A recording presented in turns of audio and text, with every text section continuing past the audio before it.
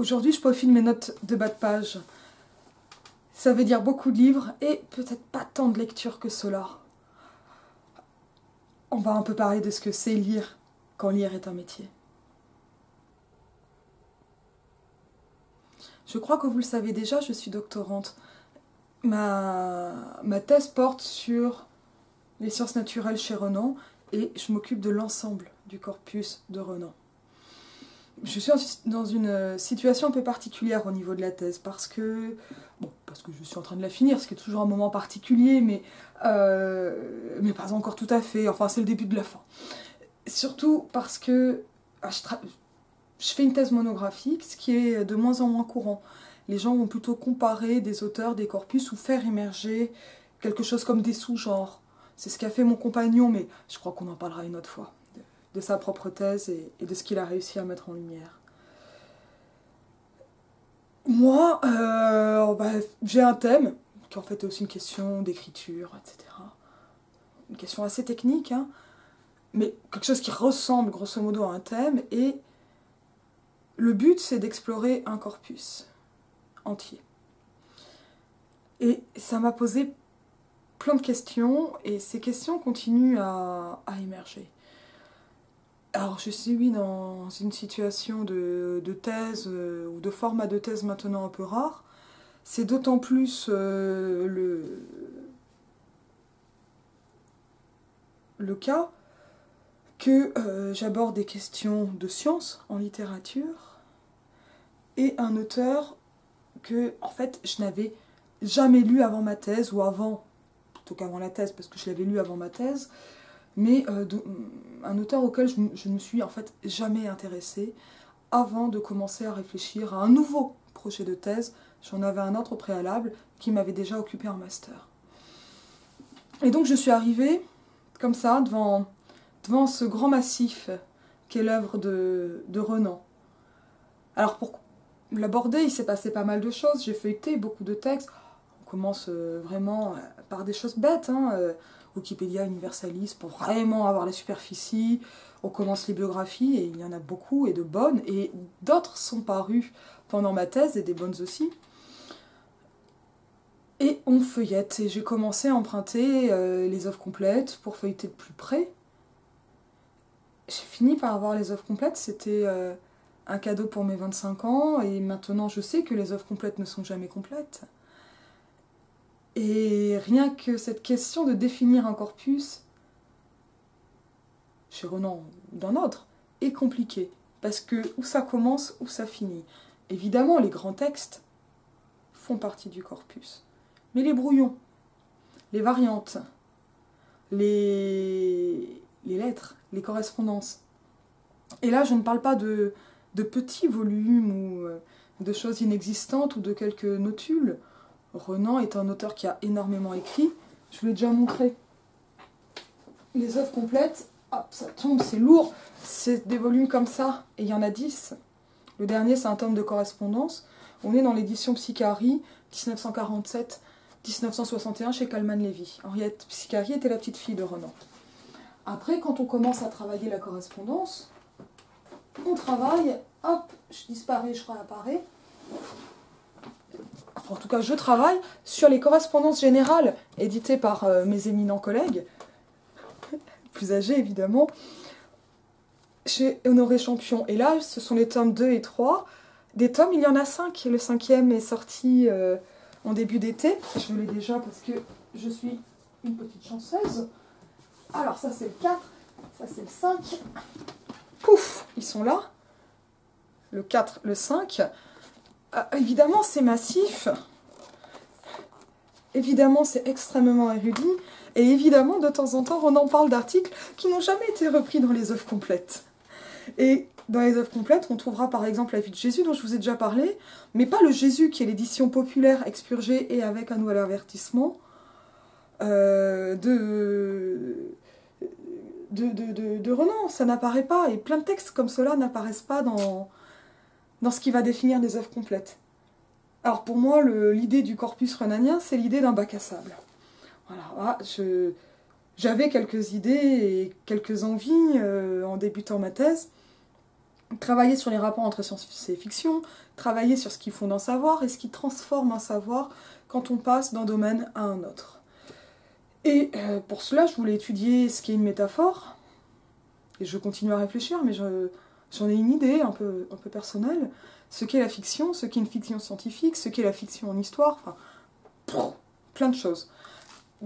Donc, il y a d'un côté un questionnement théorique et de l'autre un questionnement littéraire. C'est quoi un texte? Est-ce que la correspondance fait partie de l'œuvre d'un auteur? Évidemment, là, la question de la mort de l'auteur, finalement, elle est obsolète.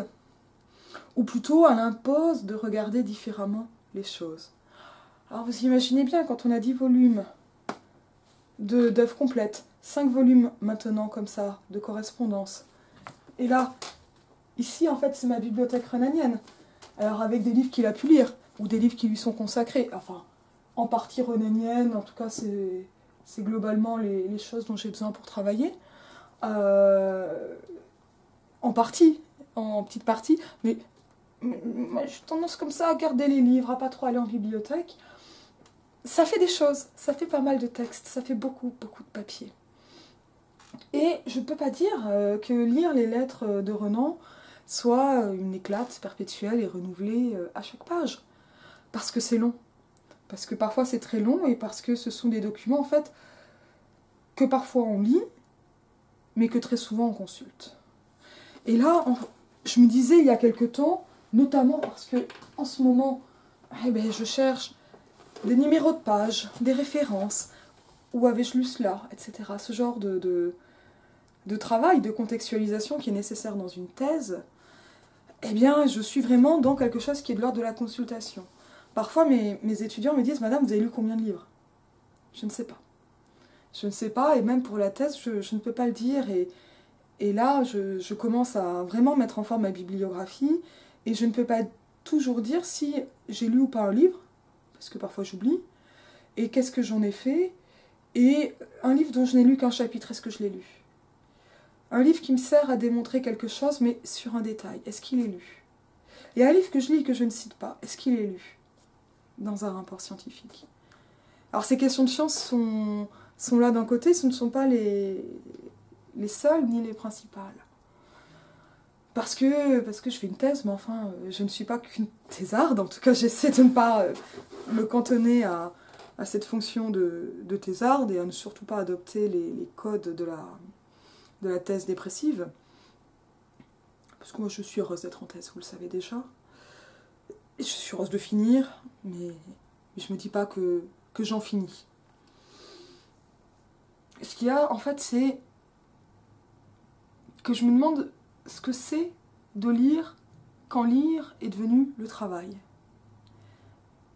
C'est-à-dire que là, j'ai toujours lu.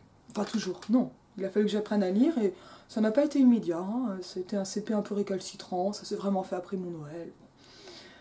Mais avant de lire, finalement, je lisais déjà parce que j'ai eu la chance de naître dans une maison pleine de livres, pleine de bandes dessinées. Et ma mère nous faisait la lecture à voix haute, à voix théâtralisée.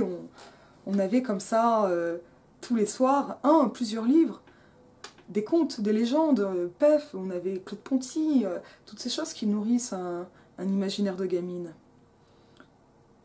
Et il y avait ces moments comme ça, sur le lit de mon petit frère, avec le radiateur dans le dos, une couverture, un enfant de chaque côté, et ma mère qui lit, et qui joue le texte. Je ne sais pas si c'est déjà lire, en tout cas c'est évidemment quelque chose qui est important dans mon rapport à la lecture, d'avoir vu des livres tout le temps et qu'on m'ait lu à moi des livres. Quand j'ai su lire, je crois que j'ai compris que j'avais toujours accès à cette lecture à voix haute de ma mère, mais qu'en plus, quand j'allais moi au lit, je pouvais continuer à lire, et parfois en cachette de mes parents. J'éteignais la lumière et je la rallumais.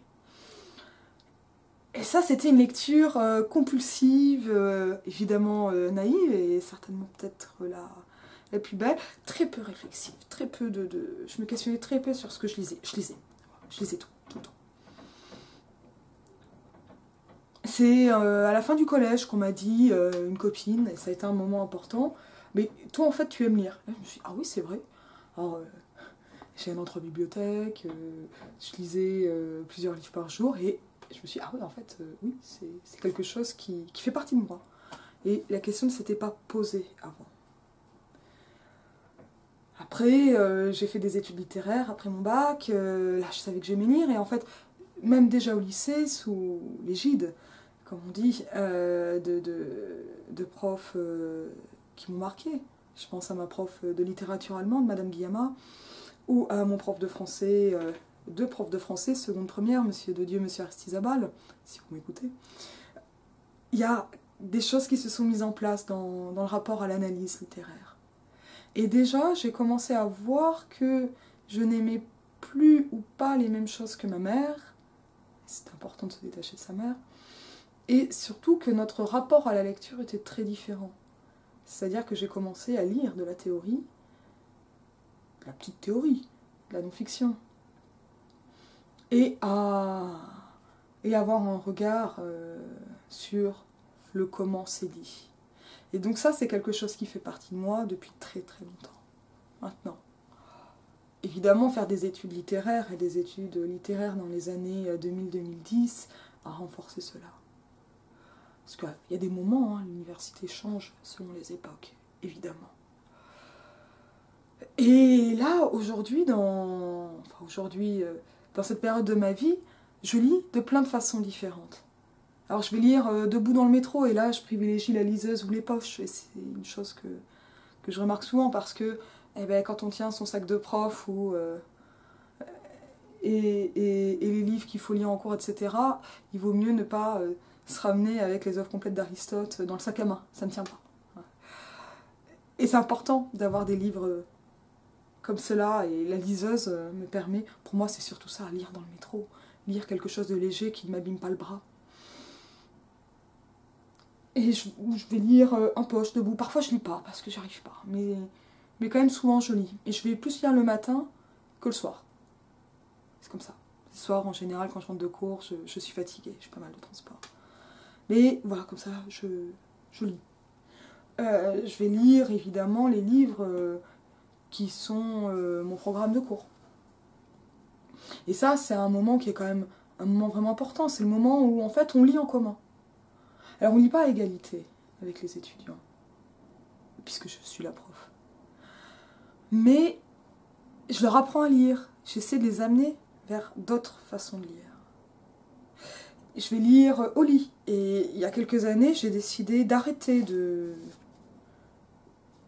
lire des livres, je sais pas, des thèses sur Renan ou des biographies de Renan avant de dormir, parce que je mérite autre chose. C'est un plaisir, hein, mais j'ai dit ce moment de lecture sera mon moment plaisir. Donc ça fait que je vais avoir souvent un ouvrage critique sur Renan ou des questions littéraires. En ce moment, c'est l'Israël de Renan de l'Odus Reta, mais si on ne s'intéresse pas à Renan, cet ouvrage n'a pas beaucoup d'intérêt. Il est bien. Ça va être de la théorie littéraire, vraiment, ou des choses de cet ordre-là, et puis de la consultation de documents pour le travail. Et avant de dormir, Philippe Cadic, où là, c'est la Maison des Feuilles. Donc on est vraiment sur du grand écart permanent. Et quand je vais être dans le métro, eh bien, ces derniers temps, c'est 1984 d'Orwell que je relis, parce que j'ai envie d'y repenser à force de l'entendre évoquer. Mais de temps en temps, j'en prends un autre, et c'était récemment mimologique, et puis ça change, selon la journée que j'ai, etc. Et il y a comme ça toujours plein de livres en même temps, et plein de rapports différents à la lecture. Et ça, c'est complexifié par le fait que quand on commence à se lancer dans quelque chose de l'ordre de l'érudition, c'est bien ça, hein, faire une thèse sur un seul auteur, on travaille avec des éditions différentes. Quand je travaille sur les éditions Coleman-Lévy, mais pour La vie de Jésus, je crois conseiller, l'édition de Jean Golmier, elle est très bien, pour avoir d'autres notes et une super préface, et d'autres choses. Ça, c'est... En fait, c'est à la fois le même texte et pas le même texte. Et alors évidemment, quand je cherche la préface de Golmier n'est pas celle de Renan. Mais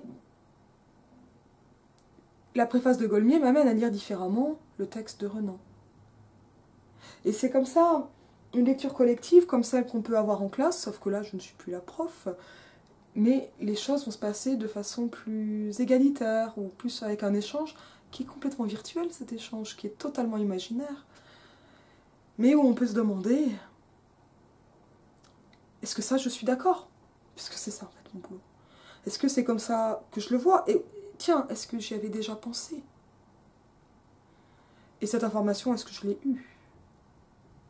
En voilà un truc que j'ignorais. Et ça fait vraiment des lectures très différentes. Là, j'ai reparcouru le tome 4 de la correspondance parce que je cherchais à savoir s'il existait une lettre qui aurait permis à Renan d'avoir des informations en botanique historique, comme lui-même l'affirme, il ne dit pas que ça se passe par lettre, dans la vie de Jésus. Donc vraiment un point d'érudition. Et donc j'ai pris tout le volume comme ça, et puis je cherchais, et je savais que ça n'était pas dans les lettres à sa femme ou à sa mère, ni dans les lettres de sa sœur, enfin, toute lettre dans le volume. Et le parcours d'un texte est quand même une lecture de ce texte, parce qu'on en attrape des choses, et parce que ce volume 4, à chaque fois que je le reparcours, je le connais un peu mieux, ou je le connais différemment, ou d'une autre façon. Et en même temps, même quand je vais lire un livre plaisir, comme si la thèse était un des plaisirs, mais ce n'est pas le même plaisir,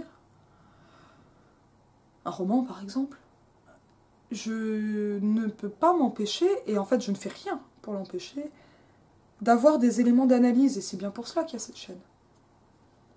Parce qu'il y a ce plaisir de l'analyse de texte qui devient en fait une seconde nature. C'est une habitude tellement travaillée, élaborée et entretenue que les choses arrivent et coulent. Et ces derniers temps, je découvre le plaisir d'écrire ou de commenter dans une communauté. Et là, vous voyez bien que je pense à ceux et celles qu'on appelle aujourd'hui les littératubeurs ou la communauté littératube, que François Bon a commencé à présenter dans une vidéo récente, et j'en suis vraiment heureuse.